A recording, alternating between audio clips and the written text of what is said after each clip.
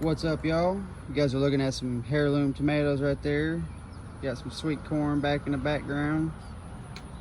That's not what we're talking about today in this video, y'all. I was gonna talk to you about strawberries. Some of you guys are fond of strawberries. This is one variety that's a little bit more leafier than others. Then you got your bushier variety down in here.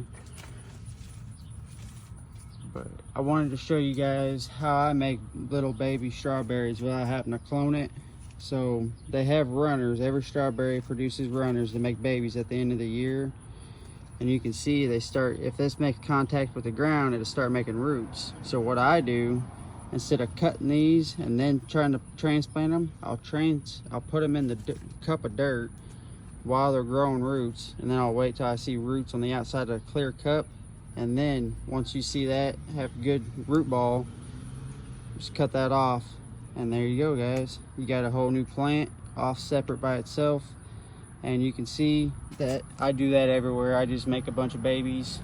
Anywhere there's runners, I use them runners right now, because this is the first year with these plants. And you guys can see we're already gonna have plenty of, any one of these are gonna be new strawberry plant. And just wanted to show you guys, give you guys some tips. And tomatoes, I'll make a video about that, but I will give you guys a little tour while we're at it right now. But this is our little greenhouse we got. Ain't too much. It was $100 at Rural King. We got it for 25. It's like 4x4 by 6 foot tall. As you guys can see, everything's thriving in here. Happy-go-lucky. Even got some double tiger lilies over there. I do have a shade cloth I put on top of here when it gets too hot. But got some cucumbers that I'm gonna have climbing up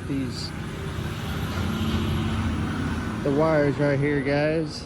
So that's gonna be nice. Save space, so I'm pretty much going vertical with every cucumber I got. So there's a couple different strains in there, Boston pickling to I think a Japanese cucumber. Sorry for the dirty fingers. Kind of our perennial flower garden in a way. Couple Mandevilles, black-eyed Susans, just your various perennials. Lots of tomatoes this year, guys. We pretty much have any different kind of style of tomato you can ask for. There's salvia, a little cactus garden. Those actually produce flowers. Those are pretty cool. That's our cactuses we just added this year. More salvia. And then check out our grapes, guys. They're, well, that's a 6 foot green pole right there, if that gives you guys a good idea. And it's well past that, at least 7 foot. These are blueberries. There's one blueberry bush. There's two. There's another grape. Since it's going to be vertical, I just put it right there between the hosta and that blueberry. But a tip on blueberries, guys. Blueberries have shallow root system, so therefore, you know, their roots don't like to go way down deep. They usually just like to spread out. That's what, hence the bushy kind of a plant. Blueberries are one of the main ones that like getting water the most, pretty dang near every day. They don't mind a moist soil, unlike tomatoes and other plants that do not like a moist soil and will, you know, get all kinds of root rot and stuff. Just wanted to give you guys that tip. These right here is another large cherry tomato. That's literally like 2 plants in there, guys. I gotta clean her up some more. I'll see if I can get that to zoom. There we go. But just got done cleaning it up some down in there. There is straw all throughout this. Watermelon patch right here with our sunflowers up in there. But for the most part, guys, this is all watermelon right here. We're gonna have it stringed out, just wherever it can go safely. Show you guys our corn. I've been slacking on the videos. You guys can see why probably. I mean, I've been busy out here between my house and my mom and dad's. But the corn, I'd say it's at least 6 foot plus, 6+ some. Show you guys the stalks, what we're messing with here. I mean, they're definitely getting ears of corn on them. Nothing's starting to yellow out down the bottom. Now guys, if you guys get a little yellowing down here on your corn, that's normal. As long as your top is green and healthy looking and not a bunch of like patches or anything like that, you're good. Don't worry about the yellow on the very bottom. That's normal. That's just old leaves dying off. Probably the Catalina leaves from the corn, and it's just aging and getting older. So that don't mean put a ton of fertilizer on it and burn it, and then you could stunt it and start making it tassel earlier than it should, and just all kinds of various issues you could have with it. I've been having a lot of just wind issues with the corn, blowing the corn down. I had to come stand it up, but it's finally getting a deep enough root zone that she's staying up finally. So we'll quit staring at the corn, but show you guys these stalks of these freaking sunflowers. They're beast for sure. They're way, I mean, hell, heck, some of them's 8 foot tall. We just got plants everywhere, y'all. Show you guys our couple bell pepper plants. You guys can see these are red bell peppers, but they will turn red overnight. You can come out here, just check them. You don't want to waste your time and have a bug on the end of it eating on the other side of it, and then you're sitting there waiting for it to get big and it's just rotten. So make sure you look all around your fruits and veggies. Now your pepper plants normally don't have as many pests because, you know, they don't want their mouth burnt, especially the hotter the pepper. Most of the time they'll leave it alone. These jalapenos, I never have problems with pests with these. They usually stay away from the jalapenos. Good tip is don't touch your eyes after that. There's a watermelon we got hanging right there, guys.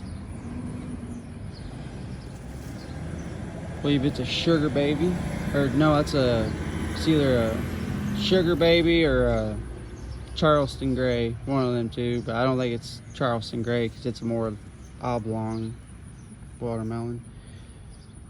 She's a pretty one though. We got some that's your sugar baby watermelon right there. I keep rolling around, but that's how I keep them in there, guys. They're obviously not going to be the biggest watermelons out of this little patch, but it's better than none. Got a bunch of potted plants this year. I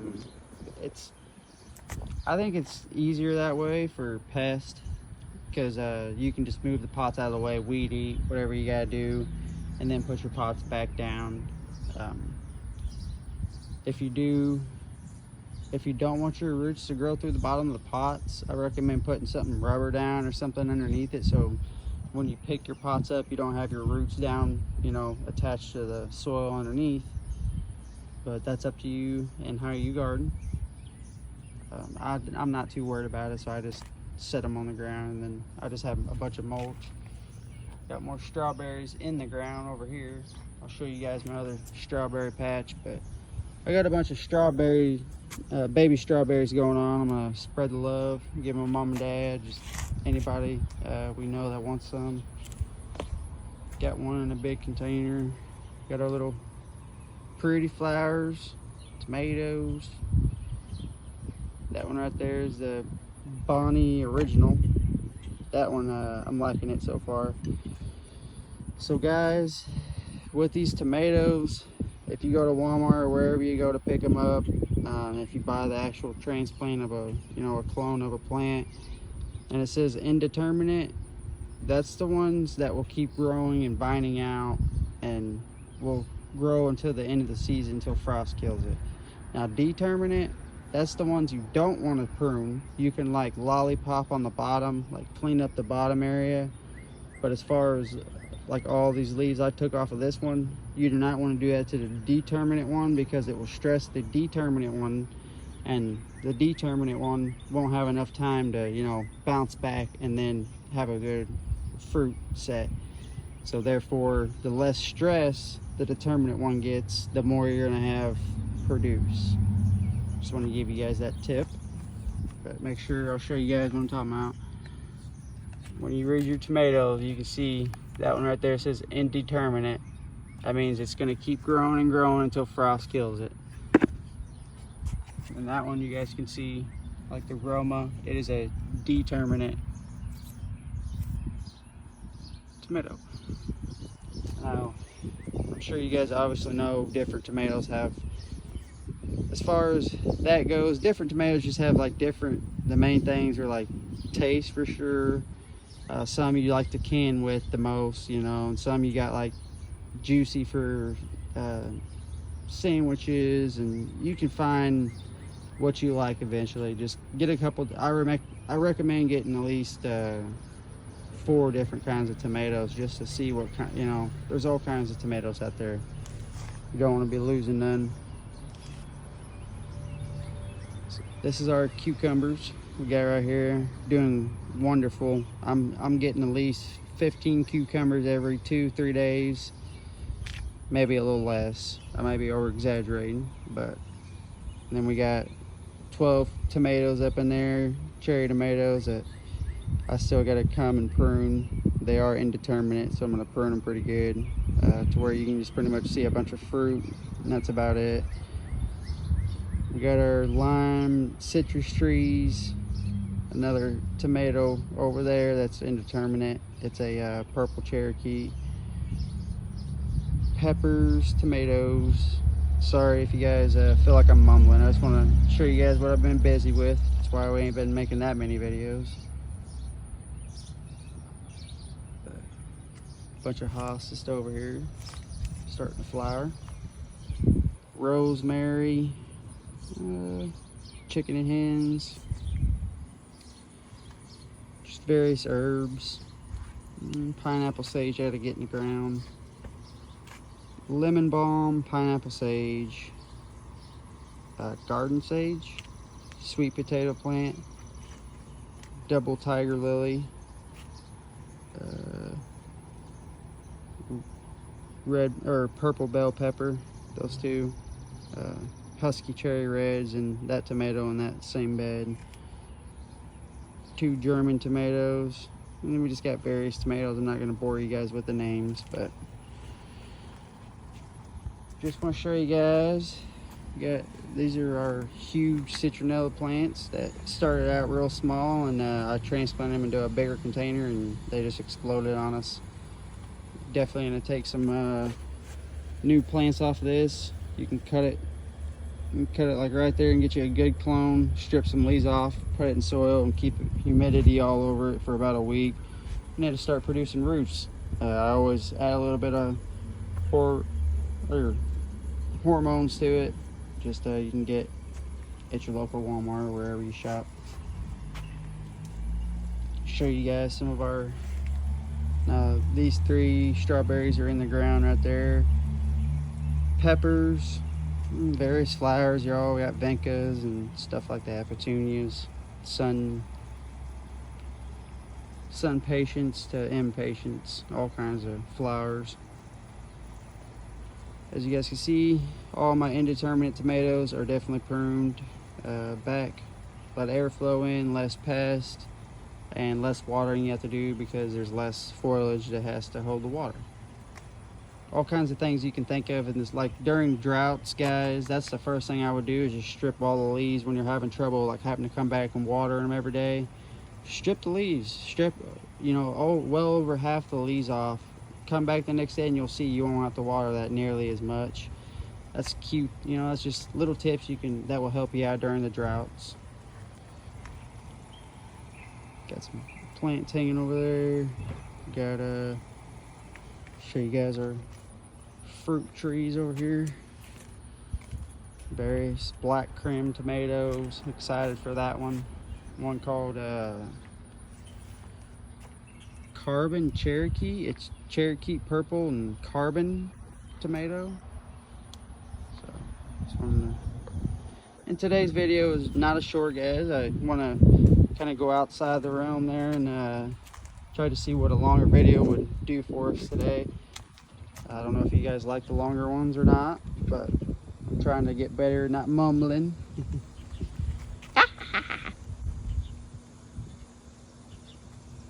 But back to this, guys. These, as you guys can see, this one's a little sunburnt. I was going to talk about this. This was inside. I transplanted into the bigger one to match these. Now, it was inside for about at least a good month compared to these out here. And you can see it definitely got sunburnt. So what I recommend doing, now this is the only one that got sunburnt out of the bunch. I don't know why it's that one specific. It didn't have water, nothing laying on top of it. But that's the only one that got sunburnt. And what I could have done to, you know, not had that happen is put an umbrella up while it's, you know, accommodating to the new, sun, you know, direct sun outside instead of getting filtered light inside. And that's what happened there. Got 2 clones I took from these. It's already rooted, so I put them in their original container. These girls came in. It's an apple tree. It's got to go to my dad's house. Got it on clearance at Real King. We got 2 honeysuckles. We got golden flame honeysuckle and peaches and cream, I think. Yeah, peaches and cream. But just wanted to show you guys a garden tour today. Got a bunch of mandevilles. They're the prettiest things ever. Red, yellow, and white. We got. And there's some pink ones too, I think. These are our vincas. Pepper plants, mammoth jalapeno, Fresno peppers. And then here in a minute, I'm gonna show you guys our rose garden. Beautiful. This is a yellow petite watermelon I'm growing. I will eventually transplant that, but that was a seedling that started way later. And our watermelons that I put in a tire, put mulch in it, fed it, and they're doing good. More grapes. There's a grape, and grapes. 4 grapes right there, and there's 2 blackberries. So definitely not gonna have a problem with pollination. 2 more salvias. We think they'll smell good. We got them on clearance, so we just planted them there. Got some more lilies. These are the new things we're trying. They're called raspberry shortcakes. So if they're doing good, I'm gonna get some clones for mom and dad, and got a bunch of stuff I'm gonna share with everybody. Just as you guys know, you can cut clones and have free plants. Let's get into the rose garden, y'all. Take a little step over here. Show you guys once again what I'm talking about with these little runners. Like this guy right here is already, I just put these in last night, and it's already attached to the dirt, wanting to grow. So once I start seeing roots out the bottom of this pot, I'll go ahead and cut that runner, cut its umbilical cord pretty much. This is the fastest way you can get clones off of a plant, instead of having to like cut a new shoot and then put rooting hormone on it and then wait for 2 weeks to get a little bit of roots and then transplant it. You can just transplant it right away and start getting roots immediately. They start producing roots by themselves before you guys can see right there. But that'll become its own plant. You can disconnect it from the mother plant. But if you guys want your strawberries to start flowering a lot faster, you just cut your runners off. Your runners are what's slowing your production of fruit down, because it's wanting to produce for the following year. Keep that in mind, y'all. These are the prettiest roses we've had. Real King thought they wasn't going to do good, I guess. They had them all, I think, 75% off. They didn't have nothing. They were all brown and dead looking. So I stripped them all down, cut them all down. They grew back. Nothing wrong with them. Beautiful. strawberry or raspberry shortcake again, but it's in ground. The other ones were in the pots, so it's looking a lot better, so I might just bury the rest of them. These are our Sunny Knockouts, the prettiest flowers. Hostas or hosta, more pretty flowers. Roses. Yeah, there's some cashmere roses. Salvia, hosta, zinnia, more roses, various cut flowers that we planted in the shade. Show you guys what I got going on here. Got straight neck squash right there. I got a replant right there. Boston pickling cucumber right there. And I planted it right here and it's gonna crawl up the antenna. So free trellis. And that's about it, besides the flowers you guys can see up front up there. But been busy, guys. Just wanted to show you guys what we've been doing, and hope you guys enjoyed this video with the morning coffee. I think it's gonna be a good rainy day over here for the garden, that's for sure. And we will see y'all in the next one.